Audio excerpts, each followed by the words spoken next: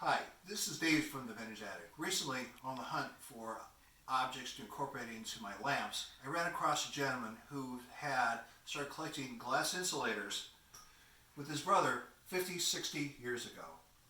And where were they sitting for him? Well, they were sitting in his garage. He had over 100 of these different type of glass insulators in his garage. And he had a lot of them labeled. Some of them he had a date incorporated when he found it, in which railroad he thought it came from. So that was pretty cool. You know, as my motto says, I use pieces of the past to light the future. That's where I'm going to take these insulators and incorporate them into my artwork. A lot of these glass insulators were situated right next to the railroad. And back in those days, they had steam engines, which put a lot of soot out.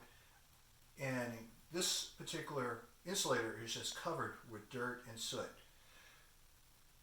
My task then is to make it look like this. And it's very simple to do with household items. Now in this case, I have water and I have a clear vase.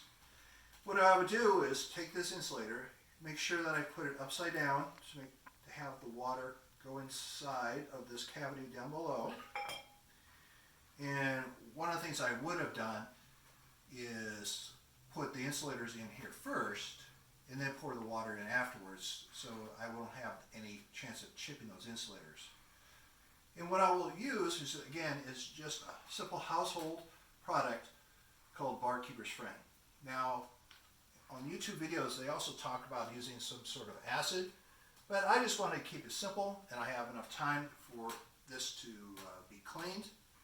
And what I would do is simply take this Barkeeper's Friend, pour it on top, and I'm just going to put a very liberal amount, and I'm not going to measure it or anything.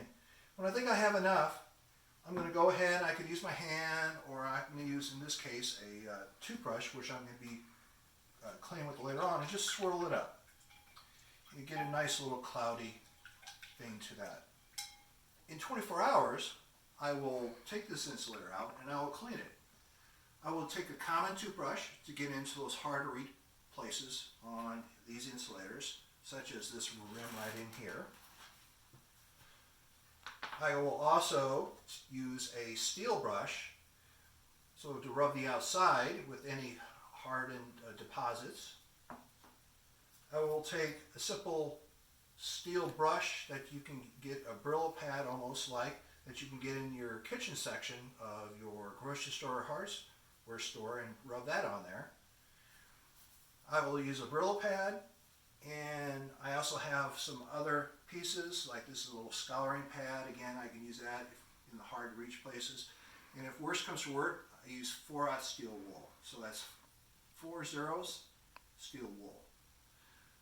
So let me go ahead and demonstrate how I will do this. Now, I have not let this sit for 24 hours, but it is starting to clear up already. So if I want to speed the process up, what I'm going to do is I'm going to take liquid Barkeeper's Friend, and I'm going to push that right onto this plastic cleaning, give it a nice little foaming action going in there, and I'm just going to scrub that up and down on the outside to start with. And for that interior ring, I'm going to go ahead and use the steel brush to clean that up. For the inside, and you can see that right here is cleaning up nicely already, I'm going to go ahead and use this scouring pad and rub that on the inside. Again, this is not made to scratch the glass. And for that inner ring, I'm going to go ahead and I'm going to pour this right on that inner ring.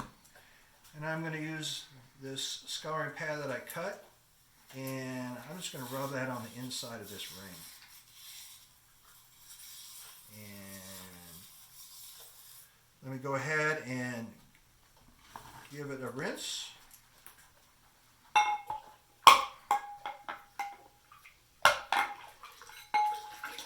And I'm going to go ahead and grab a paper towel and give that that a nice little rub, and that's 60 years of soot and dirt is coming right off. Now, if you have any other methods that you prefer, why don't you go ahead and post that onto my Facebook page, and we can share that with our other viewers. But when I get finished with this, I'm going to be able to incorporate this into one of my beautiful pipe lamps. And eventually, it will look just like this.